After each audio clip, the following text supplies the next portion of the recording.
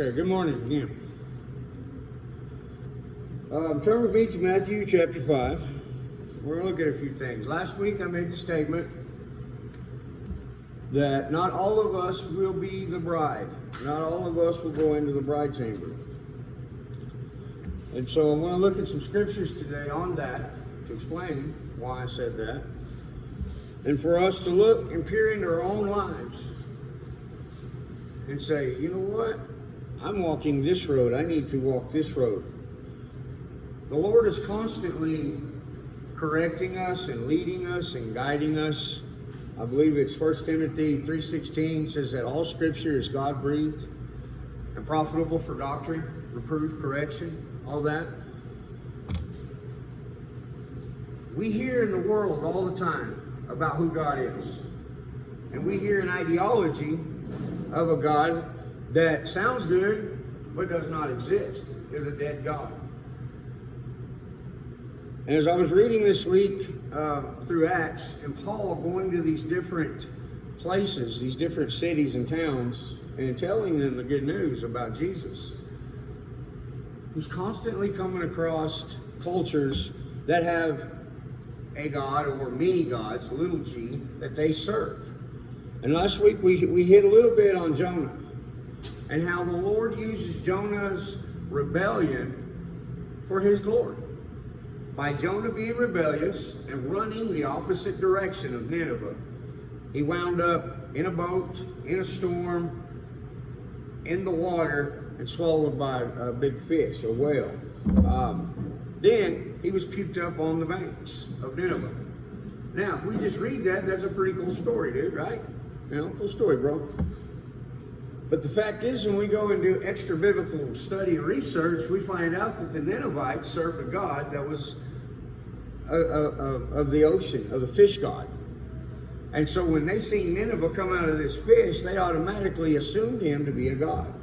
And so when he said repent or burn, they had no issue doing that. Now, had he have just walked into the city as a nobody and started yelling that, he probably would have been stoned. This happened to Paul. If you go read in Acts chapter 14, Paul starts speaking and the Pharisees stone him.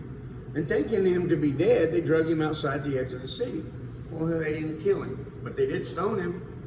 Now you think about 100 people chunking rocks, fist-sized rocks at you and banging you with those. That is not a pleasant place to be. Those of the church, those of that called themselves believers and followers of God, did this to the man of God. Did this to a man who was speaking truth. When we begin following God, we begin following His truths, His doctrines, His way, it's really not the world that comes against us, but those who claim to be followers come against us. And they come against us hard. And so therefore we have this dilemma. Are we really doing it right? Right? We start thinking, man, if I'm getting persecuted by those who say they love God, am I doing it wrong? How about Paul? Everywhere he went, he was beat up, thrown in jail, or there was a revival. But mainly he was beat up and cast into jail.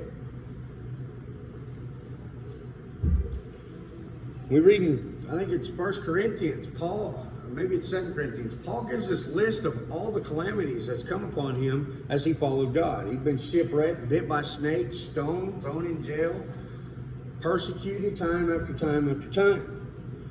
And shortly after that is when Paul says, look, Lord, I need this thorn removed from me. And there's really no definitive answer on what that thorn is. But reading that in context, reading that chapter in context, kind of tells me that Paul's tired of getting whooped everywhere he goes. Lord, please back off on me a little bit. What's the Lord telling? The Lord says, Saul, my grace will be sufficient for you. That's where I started to understand that grace does not mean unmerited favor. Because I began looking at the words and doing word studies and realized that grace is the empowerment of the Holy Spirit to lead, guide, and direct us and to push us to speak the good news. That's Jesus' last command when he leaves earth and ascends to heaven, to the right hand. His last command to his disciples is not don't kill your brother, don't steal from your brother. It's go and tell the whole world, all the nations, about who I am. We don't know who God is if we don't read His Word. He sustained His Word throughout generations. Now, we have taken twisted words so they don't mean what we think they mean, and therefore we get messed up ideologies. We're going to look at one of those passages today.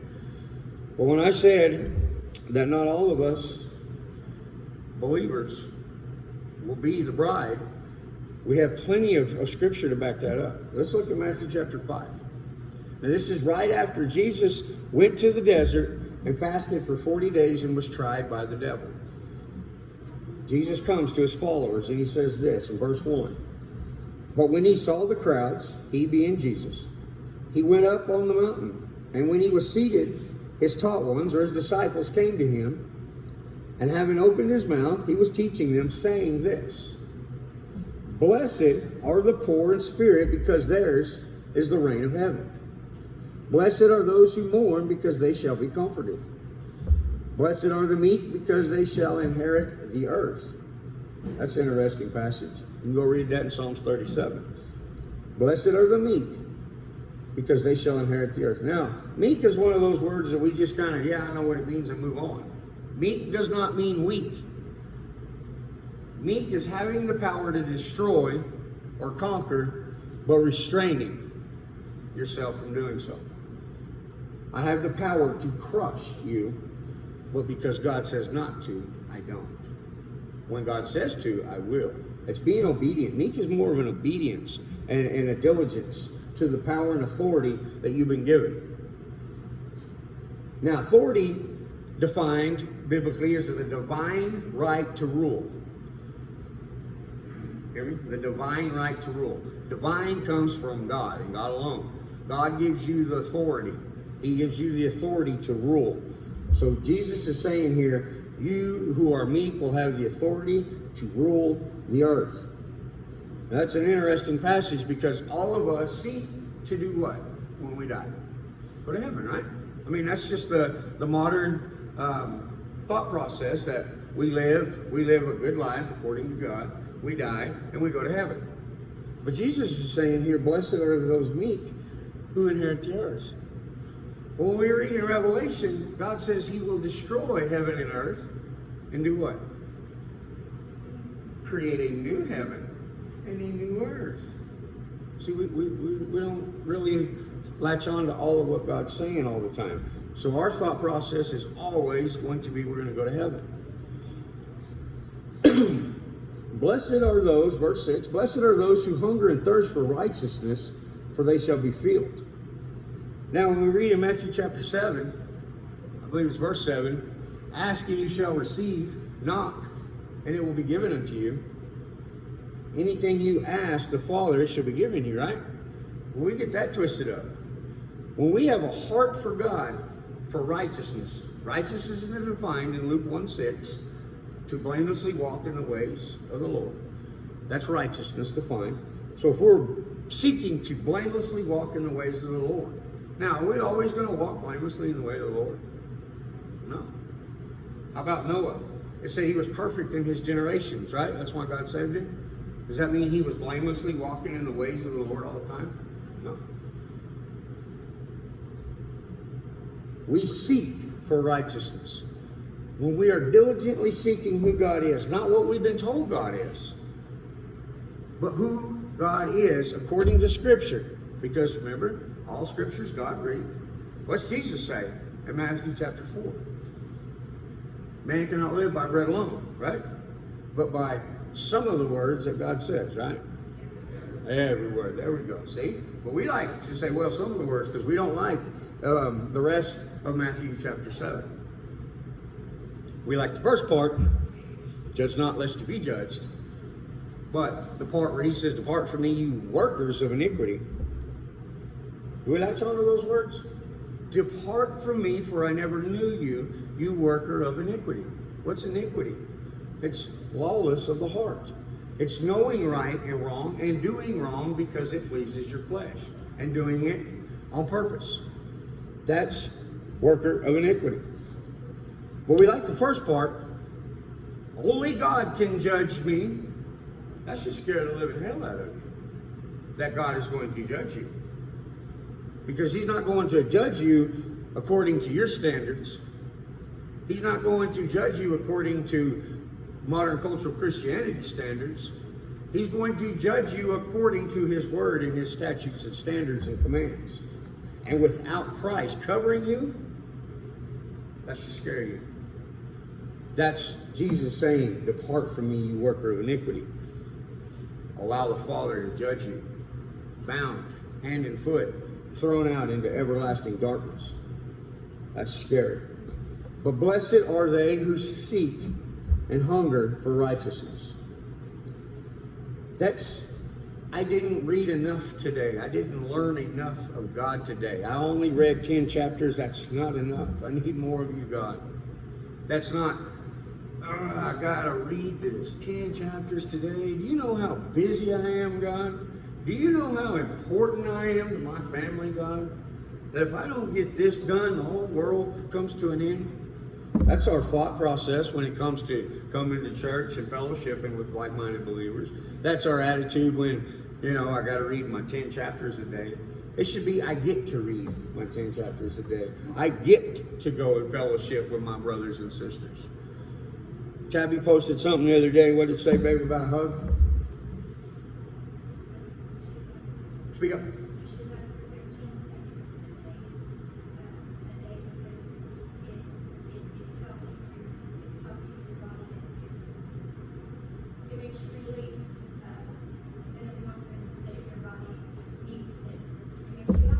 Okay. Awesome. Yes. What she was saying is she posted a post that says a woman needs to be held and hugged for at least 13 seconds a day for it to release these emotions, the endorphins or whatever it's called, and it comforts you. That's a physical touch.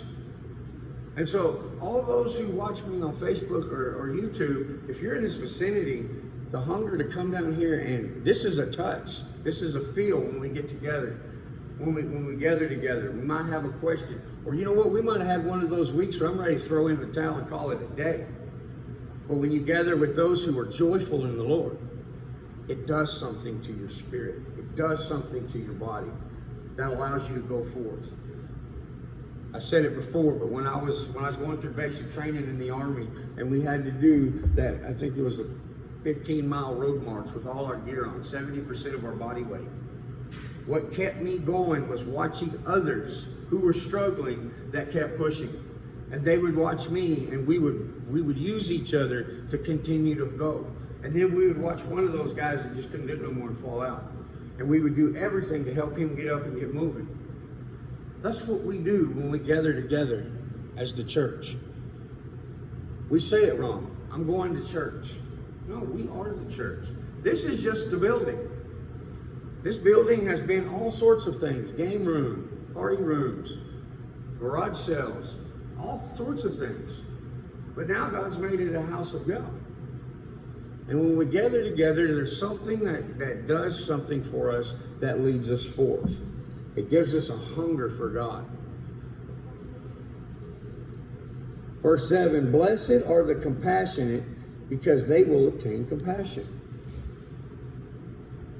My wife sometimes says her biggest weakness is she loves too much. She cares too much.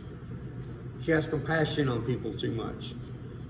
And that is a strength, not a weakness. I encourage her to continue to be so. That even though when people continue to use her, abuse her, and hurt that, it strengthens her. Because she's doing it for God. Jesus had no reason to get on that cross and die for any of us. None of us done anything that should have caused him to do so. What caused him to do so is the love he had for the Father. He did it for the Father. And in so, it caught us up with that. It gave us everlasting redemption. So blessed are the compassionate, for they will obtain more compassion. Verse 8, blessed are the clean in heart, because they shall see Elohim. Now who's the clean in heart? The one that never sins? The one that's always doing right, never does wrong? No, because if that's the case, there is none. What does Jesus tell the Pharisee that asked him a question? Master, good master, what shall I do? Jesus says, no one's good. Not even me is good, but the Father in heaven. If Jesus says he ain't good, and only the Father, which one of us is good? None of us. Clean in heart goes back to that seeking and hunger for righteousness.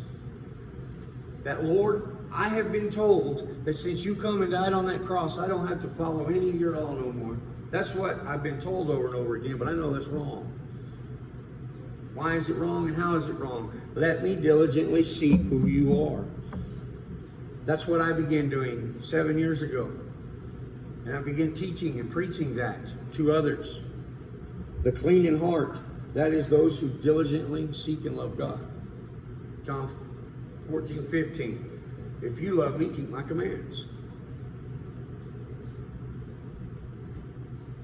Verse 9, blessed are the peacemakers, because they shall be called the sons of God. Blessed are the persecuted for righteousness' sake, because theirs is the reign of heaven. Okay, now we've got a reign in heaven. Do you see that there's going to be different sects and sectors, levels of where we will be in this new heaven and new earth? Some of us will reign here on earth. Well, if we reign here on earth, there's going to be subjects, right? A king and a kingdom, he not only has his law and his rules, but he has people under him, correct? Now, we're going to get to that. Hold that in your heart. Just say, wait a minute. He explains it. When we have a question in Scripture, continue to read, and it will usually answer your question. It may take a chapter or two, but here we won't go so far before we find that answer. Blessed are those persecuted for righteousness' sake, because theirs is the reign of heaven. Blessed are you when they reproach and persecute you and falsely say every wicked word against you for my sake, for Jesus' sake. We as a set-apart church, we operate differently than most churches. We operate differently because we're operating exactly according to what God says. Now, we trip, stumble, and fall along the way. But many come out against us saying, I'm not going to that church because they don't eat pork and they don't do Christmas. I'm not going there. They must be one of those Jehovah's Witnesses or one of the... No. You know why I don't claim Christianity? I claim disciple of Christ. Because the disciple is a learned one of Jesus. Or a learned one of something. But I'm a disciple of the Most High. So I am a learned one, learning how to walk with Jesus.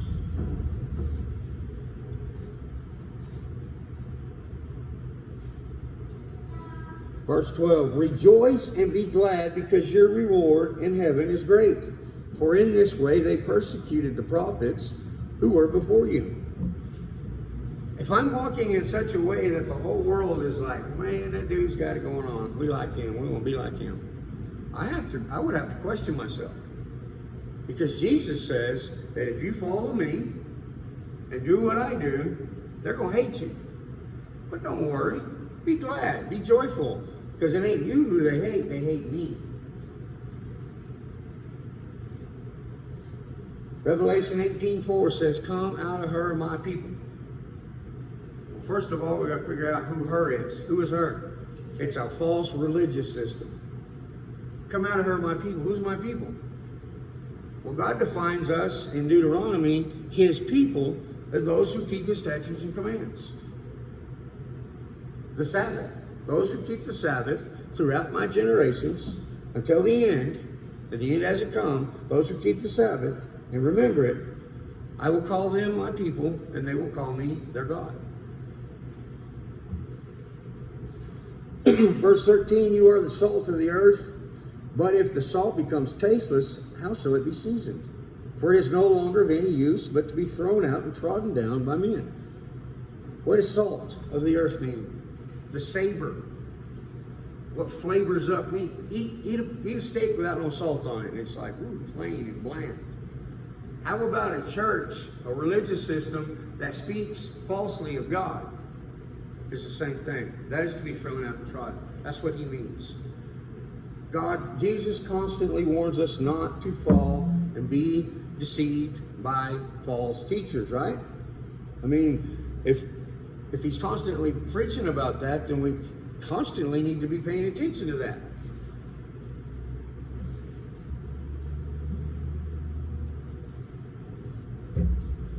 Verse 14, you are the light of the world. It is impossible for a city to be hidden on the mountain. We are the light of the world.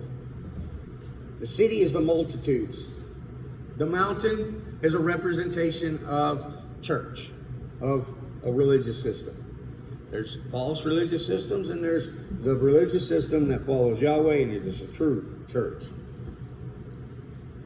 Those who are set apart to him, that's holy, holy unto him, we will shine in the dark world. It will be impossible for people not to notice us. When Tabby covers her hair when we go places, people, and she wears a skirt, people are more actually polite to her. They'll open the door and they look at her differently. Ask her if you don't believe me. And I've talked to many people who walk that way, who dress that way on purpose, and how the world treats them different. They recognize there's a light there. They may not want it. They may reject it.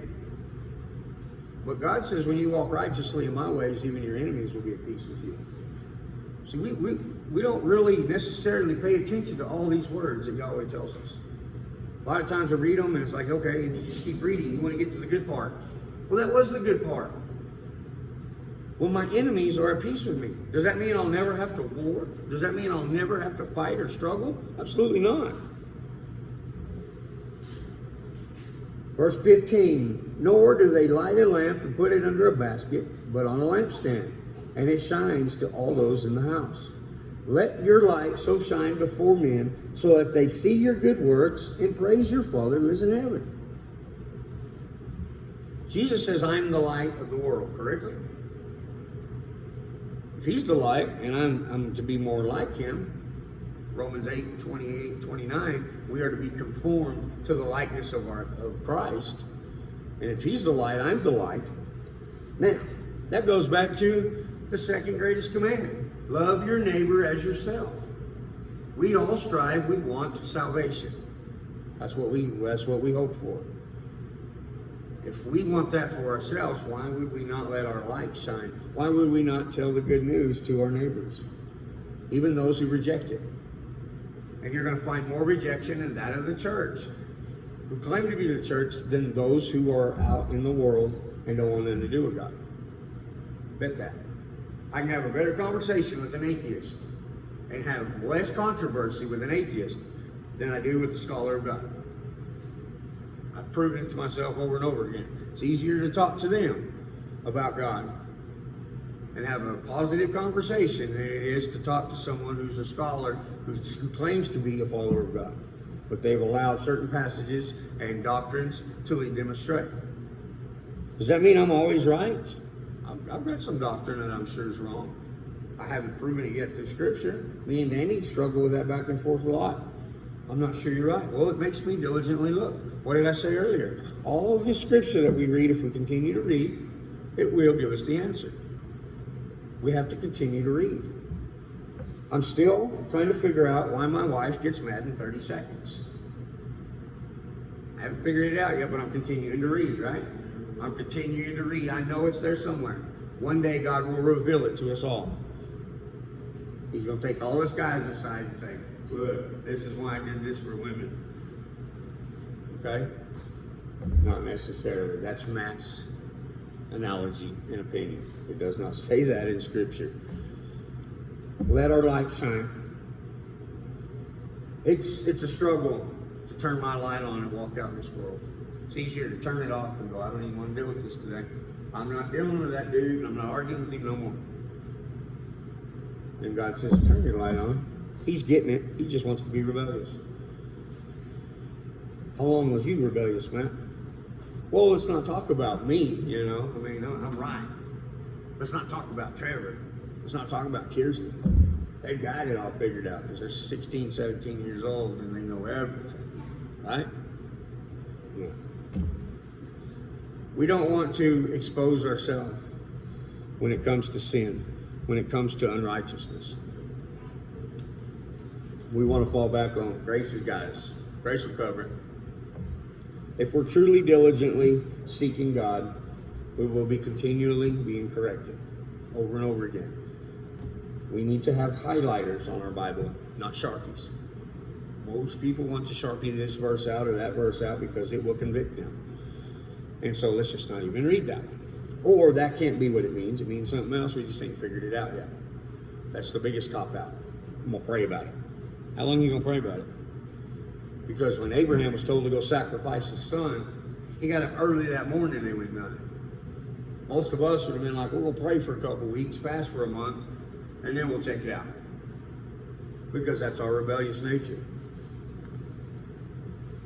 When we have the love for the Father, whatever He says, even if it goes against everything we've been taught, everything we like, when He says something and it's got to change our lifestyle, if we have a love for God, we begin doing that. We begin seeking, how do I do that? That is how our light turns on. That's how our light becomes brighter. Verse 17, do not think that I come to destroy the Torah or the prophets. I did not come to destroy, but to complete. That's interesting. Let me read on for just a second and I'll go back to it. For truly, I say to you, till heaven and earth pass away, not one yod or one tittle or one jot, one tittle shall by no means pass from the Torah till all be done. How come we skip over that verse and say it must mean something else? When Leviticus 11 tells us not to eat catfish, not to eat pork chops. When Leviticus 23 says observe His 7 feast days, God's feast days, not holidays, but holy days. How come we skip over that and say it's been changed? Who has the right to change God's law? No one but Him Himself, and why would He do it? That would be a contradiction.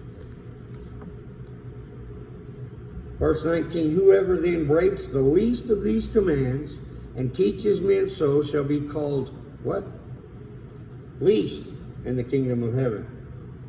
But whoever does and teaches them, he will be called great in the kingdom of heaven. There's a separation, a huge separation of if you do this, this happens. If you do this, this happens. I don't know what least in the kingdom of heaven means, but it doesn't sound all that great. Because He puts them together right there. You shall be called great in the kingdom of heaven if you do and teach. See, I could teach y'all what the law meant, but then go do it my way. That'd be wrong. That's a hypocrite. That's what the Pharisees did. They created rules and regulations based off of God's law that set them and raised them up and made you a worthless pile of dung. That's what Jesus says. It was Matthew 23. Go read Matthew 23. So as I read that, I go, 7 years ago, start thinking, why do we keep teaching that we don't have to do this no more? We don't have to do that no more. You know what we don't have to do no more? Because Jesus fulfilled this part of the law. He fulfilled the blood sacrifice. From the beginning, when Adam and Eve sinned, they tried to cover themselves in that sin up with a leaf, a vegetable. What was an atonement for that sin that God had to do? He killed an animal and clothed them with its skin, right? Blood sacrifice. So from then forward, every time you sinned, you had to go to a priest and bring a sin offering of some sort, according to Leviticus, according to your sin. And he would do a blood sacrifice at the tabernacle, and that would atone for your sin for a temporary atonement. Jesus, when his blood was shed on that cross, became a complete fulfillment of all sin being covered. The atonement. He's the full atonement. So we no longer have to take a lamb and go and cut its throat and bleed it out and cook it and do all these things that Leviticus tells us to do. Because Jesus is the fulfillment of that. So when we go look at God's feast days in Leviticus 23, and the reason I'm bringing this up is because we're coming up on Yom Teruah and the Feast of Tabernacles. Let's go read that real quick. I didn't plan on it, but here we are. Turn to Leviticus 23. But see, modern culture of Christianity and Catholicism tells us that we no longer have to do this. Well, every time someone sacrifices a blood sacrifice, a blood offering to God, it does not say forever. This says forever. Leviticus 23. I'll give everybody a chance to speak there, or get there for a minute. So I want you to see it in black and white for yourselves.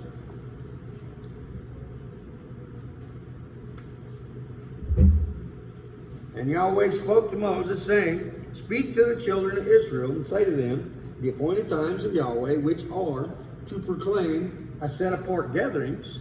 My appointed times are these. Set-apart gatherings.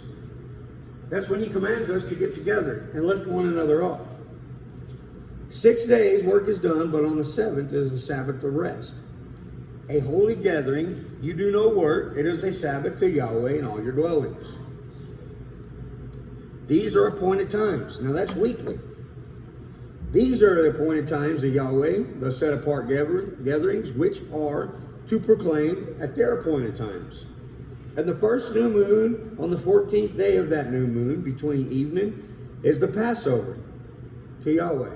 The Passover is the first yearly festival. It is a festival where you get together and you sacrifice a lamb, and then you eat that lamb at night. Jesus was sacrificed on the cross on Passover. He was the fulfillment of the Torah, of the law, for that part. Feel me? All right. On the 15th day of this new moon is the festival of Matzah, which to Yahweh, 7 days you eat unleavened bread. That's part of Passover. So during the week of Passover, you eat no bread that has leaven in it. And on the first day, you have a holy gathering and do no servile work. So the first day of Passover, you do no work. It is a gathering unto Yahweh. You shall bring an offering made by fire to Yahweh for 7 days. On the seventh day is the holy gathering. You do no servile work. The last day, you do no work. Now he's talking about Passover and Matzah, the Feast of Bread. And it's a pretty cool feast because you are commanded to get all. Let's read. And Yahweh spoke to Moses, saying, Speak to the children of Israel, and you shall say to them, When you come to the land which I gave you, and shall reap its harvest, you'll bring a sheaf of the first fruits of your harvest to the priest. And he shall wave the sheaf before Yahweh for your acceptance. And on the morrow, after the Sabbath, the priest waves it. And on that day, when you wave the sheaf, you shall prepare a male lamb, a year old, a perfect one, as an ascending offering to Yahweh. It is a grain offering, 2/10 of an ephah of fine flour, mixed with oil, an offering made by fire to Yahweh, a sweet fragrance, and its drink offering, 1/4 of a hin of wine. And you do not eat bread or roasted grain or fresh grain until the same day that you have brought an offering to Elohim. This is a law forever throughout your generations and your dwellings. What does forever mean? Till Jesus come back and down on the cross? No, forever means till heaven and earth pass away. Jesus said it a while ago in Matthew 5. He is the fulfillment of this feast, that we are to observe it as a remembrance, but we no longer have to take this offering to Yahweh and slaughter a male lamb. Now this male lamb is something for a year you nurtured, you loved, you cared for it, you love it, and then you cut its throat and cook it and eat it. Because it is a sacrifice. It means it has to cost you something. That's why Jesus got so angry in the temple, because they weren't doing so. People were just going and paying $5, getting their lamb, taking it to the priest and getting it slaughtered. That's not a sacrifice. If I owe a fine for something I did wrong, and somebody come and give me the money for the fine, I didn't really pay that fine. It's paid off. That's what Jesus did on the cross. He come and paid our fine for us. It's no longer a sacrifice to us. But in remembrance and love for Jesus, for doing that, we're going to do what he says do. And we're going to not do what he says don't do.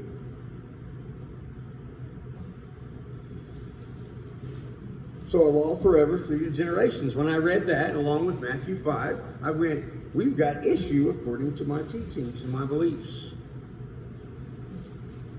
Verse 15, from the morrow after Sabbath, from the day that you brought the sheaf of wave offering, you shall count for yourselves 7 complete Sabbaths.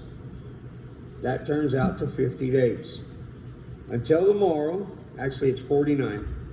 But until the morrow, after the 7th Sabbath, you count 50 days. Then you bring a new grain offering to Yahweh. Bring from your dwellings for a wave offering 2 loaves of bread and 2/10 of a ephah fine flour. They are to be baked with leaven for the first fruits to Yahweh. And besides the bread, you shall bring 7 lambs, a year old, perfect ones, 1 young bull, 2 rams, and they are an ascending offering to Yahweh, with their grain offering and their drink offerings, an offering made by fire for sweet fragrance unto Yahweh. That's a whole lot of animals just for one person, right? Or one family. That's a whole lot of slaughterings. Now, does that make the atonement that Jesus did on the cross a little bit more for you? Because he's covering, you had to sacrifice probably a big chunk of your flock if you're not real rich.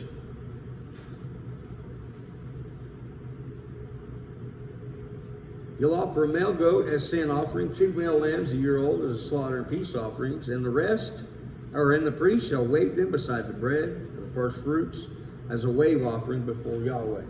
Besides the 2 lambs, they are set apart to Yahweh for the priest.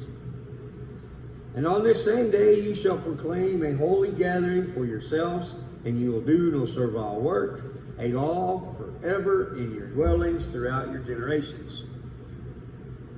Why does he keep saying that? A law forever. Maybe we misinterpreted that. Maybe it was a suggestion for all our generations. Maybe God just suggested. Maybe our posted speed limits are just a suggestion. Maybe not killing our brothers is a suggestion. No, a law is a law. It means it's standard. It's concrete.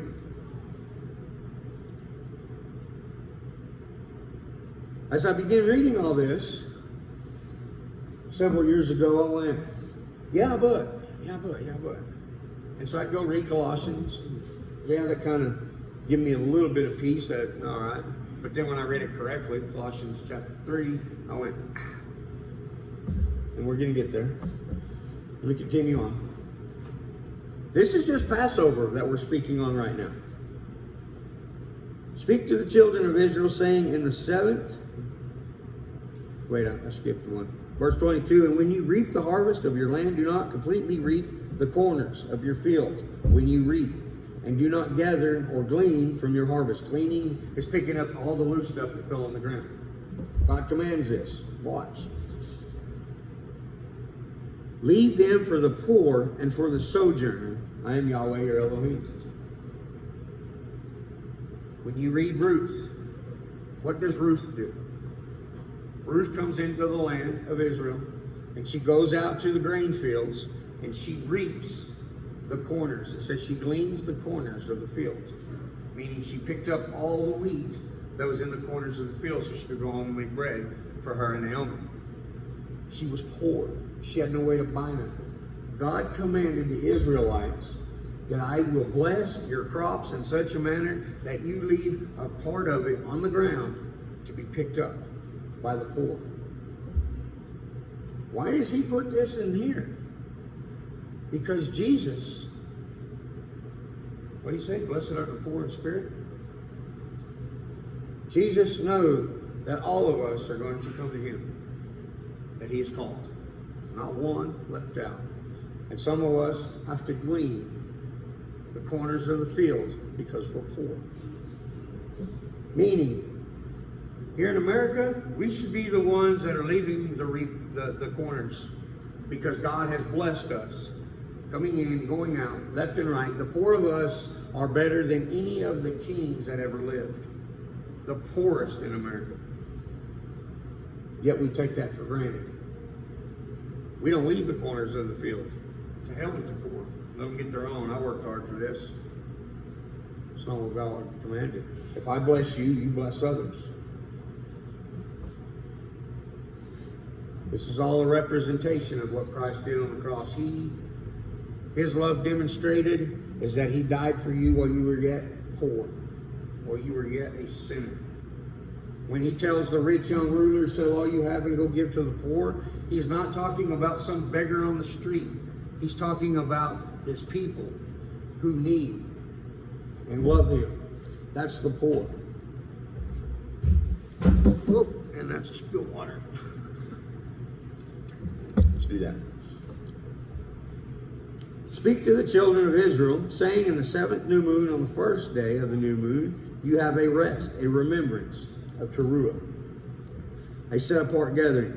You will do no servile work, and you shall bring an offering made by fire. And Yahweh spoke to Moses, saying, on the 10th day of this 7th new moon is Yom Kippur. It shall be a set apart gathering for you, and you shall afflict your being, and shall bring an offering made by fire to Yahweh. And you will do no work that same day, for it is Yom Kippur, to make an atonement for you before Yahweh, your Elohim. For any being who is not afflicted on this same day, he shall be cut off from his people. What is Yom Kippur? Yom Kippur, Yom means day. Kippur means atonement, Day of Atonement. Okay? This is a gathering. And it tells us when, on the 7th new moon, on the 1st day of the new moon, you have a rest and a remembrance of atonement. That's the 7th month. That day has not yet been fulfilled by Christ. For any being who is not afflicted this same day, he'll be cut off from his people. And any being who does any work on that day, that being shall destroy from the midst of his people. You do no work, a law forever throughout your generations and all your dwellings. We keep having this thing said to us. Why do we not remember it? It is a Sabbath rest to you, and you shall afflict your being on the 9th day of the new moon at evening. From evening to evening, you observe your Sabbath. Now I'm just quickly reading through this. And we've been going through Bible studies, talking about the end days, but I think I'm going to switch up this Wednesday, and we're going to break all this down so we understand it.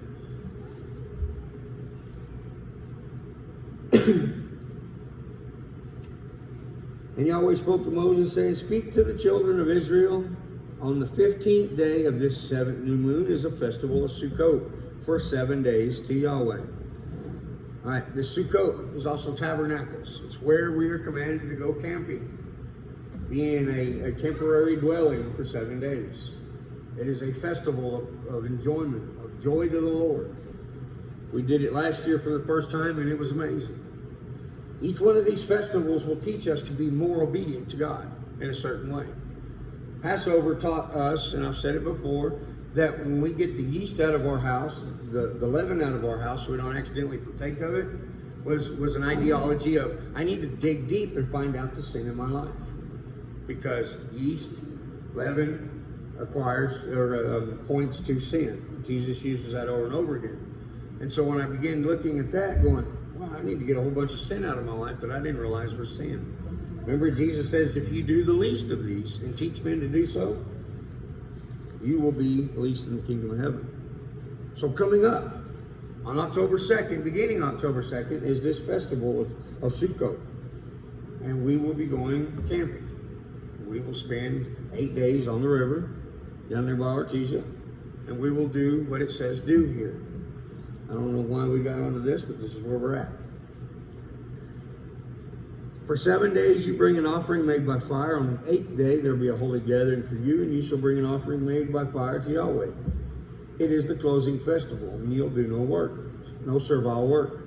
These are the appointed times of Yahweh, which you proclaim as a holy gathering, to bring an offering made by fire to Yahweh.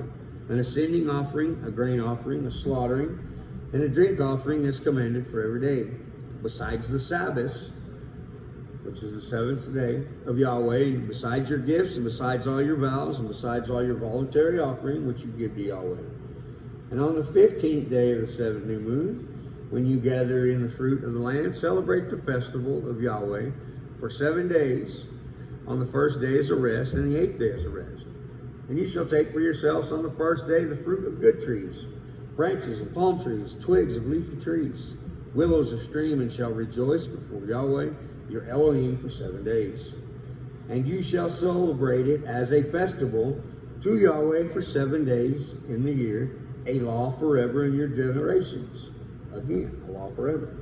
Celebrate it on the seventh new moon. Dwell in booths for 7 days. All who are native, born in Israel, dwell in booths, so that your generations know that I made the children of Israel dwell in booths when I brought them out of the land of Egypt.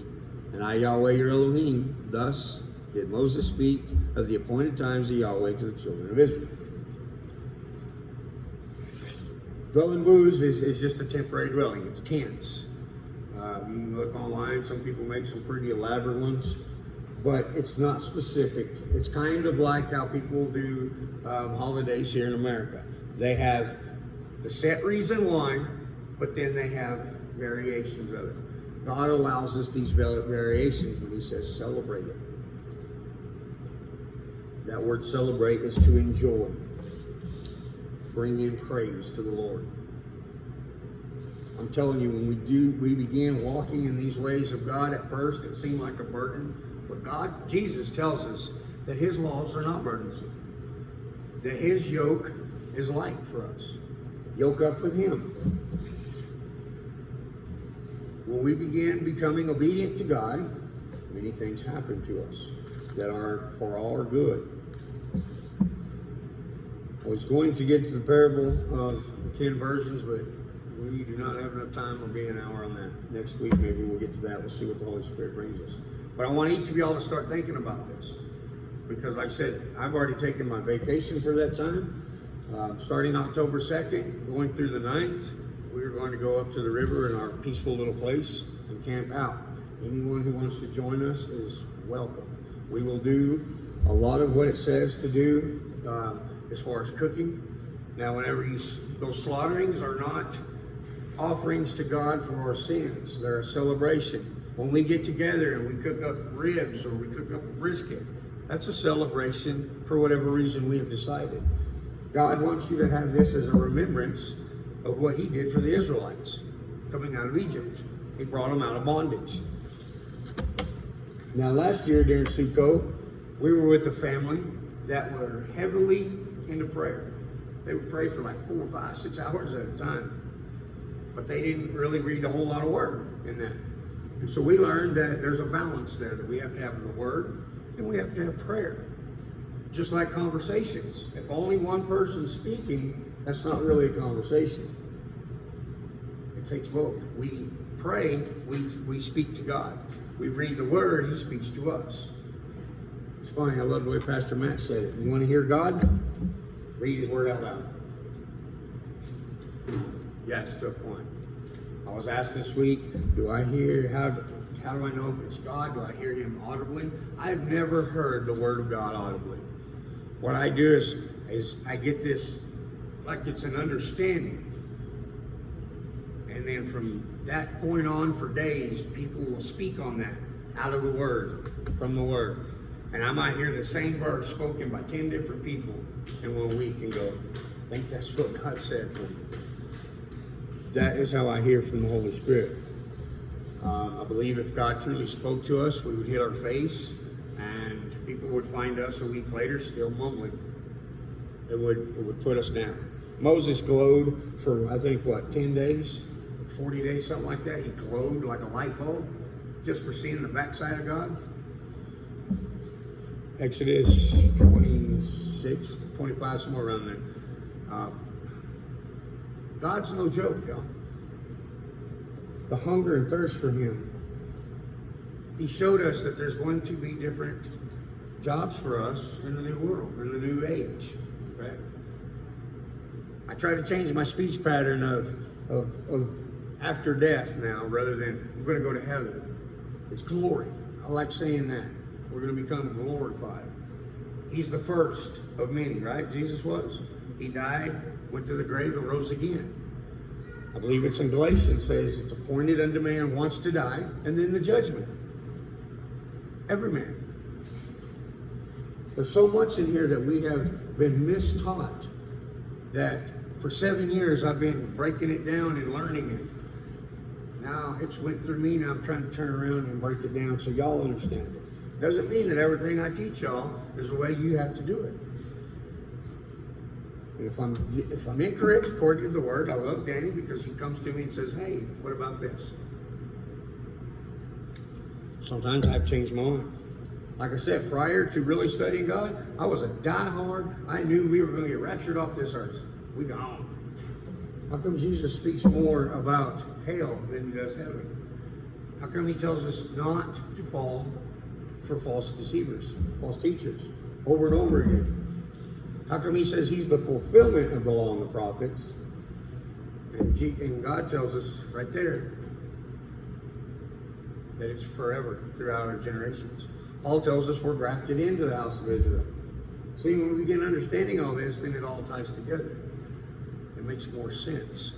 But if we go by our false numbers, nothing's going to make sense, but God is love and God's going to save me. He's going to save some, he's going to destroy some.